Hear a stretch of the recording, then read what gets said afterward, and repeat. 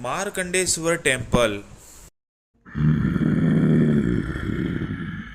Markandeshwar temple આ પુરીમાં આવેલો પ્રસિદ્ધ ટેમ્પલ તરીકે છે અને ઐતિહાસિક પણ ટેમ્પલ છે.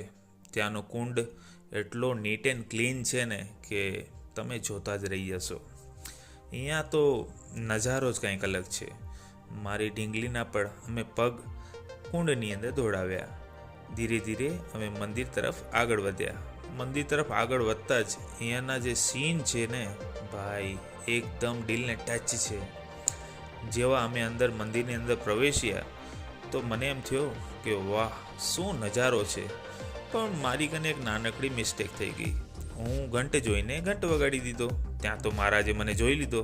એ ભાઈ અહીંયા કેમેરો એલાવ નથી. અરે યાર, હું વિચારતો રહી ગયો આ ઘંટ ના વગાડ્યો હતો તો તમને દર્શન કરાવત. અને અહીંયા અમે કુંડના દર્શન પણ કર્યા. બહુ આનંદ થયો, દિલને સુકૂન મળી ગયો. ધીમે ધીમે કુંડથી બહાર નીકળ્યા હું, મારી ઢીંગલી અને મારી વાઈફ. પણ મારી વાઈફનો તો એક જ ઉદ્દેશ્ય હતો કે અમે જઈએ ગોલ્ડન બીચ અને કરીએ પેટ ભરીને શોપિંગ. અરે ભાઈ અહીંયા એટલી મોટી માર્કેટ છે ને કે તમે જોતા રહી જશો.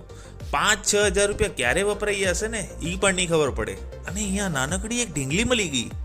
એટલી ક્યુટ લાગતી હતી અને મારી ઢીંગલીને કહેવા માંડી, ઓય અહીં કેડા ગામ જાય, કયા ગામ છે?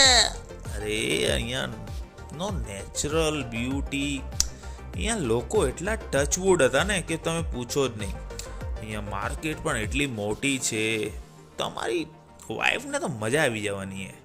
આ જોઈ લો કેટલી મોટી માર્કેટ છે ને દરિયાની પાસે જ છે. પણ એ પણ હું લાસ્ટમાં દરિયા કિનારે પણ ગયો, એન્જોય કર્યો.